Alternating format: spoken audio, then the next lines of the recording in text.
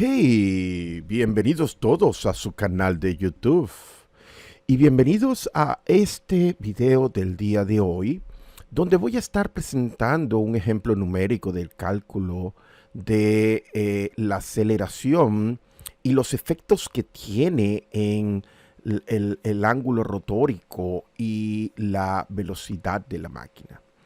Entonces, sin más retrasos, vamos a pasar a este ejercicio. Considere un generador sincrónico de 60 Hz, 4 polos, que tiene una capacidad nominal o potencia aparente de 85 MVA. Tiene un voltaje de 13.2 kilovoltios RMS línea a línea. Ese es el voltaje nominal del estator.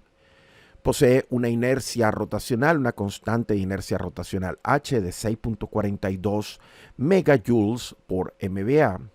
Entonces nos preguntan aquí, si la aceleración alfa es de 48.68 RPM por segundo, o lo que es lo mismo, 584.2 grados eléctricos por segundo cuadrado, y se asume que esta aceleración es constante por un periodo de 15 ciclos a frecuencia fundamental, calcular el cambio en el ángulo rotórico durante este periodo de aceleración.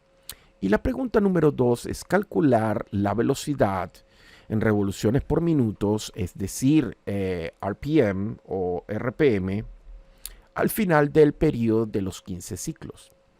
En este caso se puede asumir que el generador está sincronizado con un gran sistema eléctrico de potencia y que no tiene ningún tipo de torque acelerante antes de que comience el periodo de aceleración de 15 ciclos.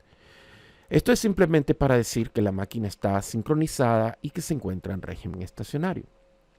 Entonces lo primero que hacemos aquí es algo simple, limpiamos las variables, estamos en un MATLAB Live Script.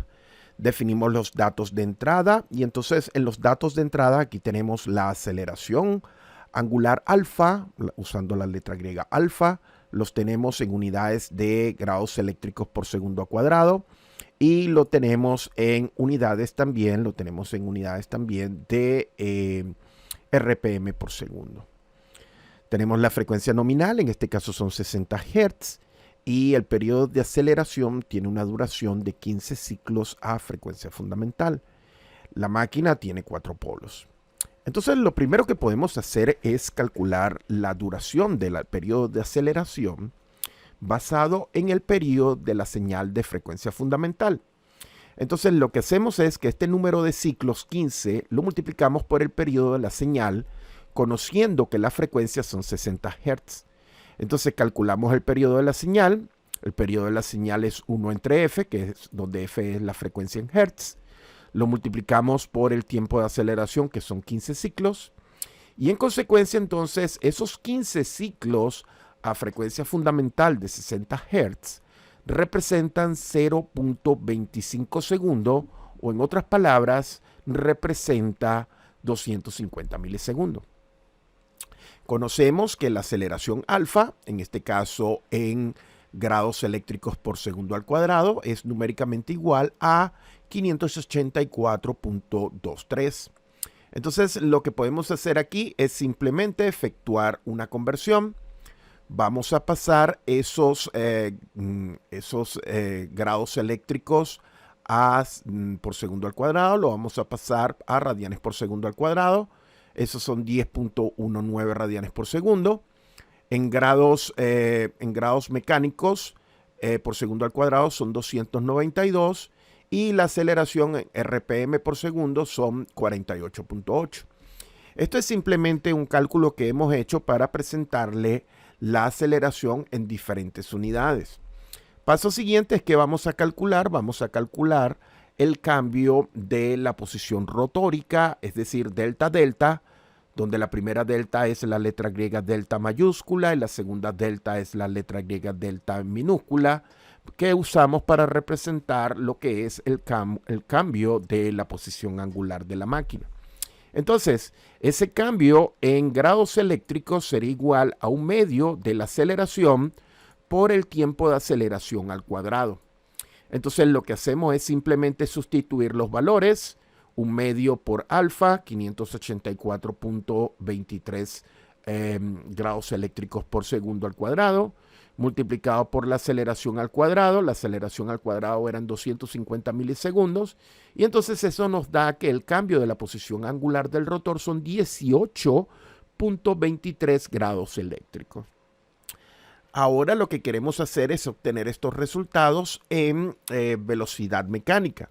Entonces lo que tenemos que hacer primero es calcular la velocidad sincrónica de la máquina, pero desde el punto de vista mecánico.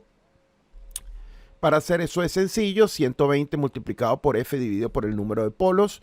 Mis estudiantes fácilmente pueden calcular esa ecuación y obtenemos que esta máquina, la velocidad de giro sincrónica rotacional desde el punto de vista mecánica son 1800 RPM.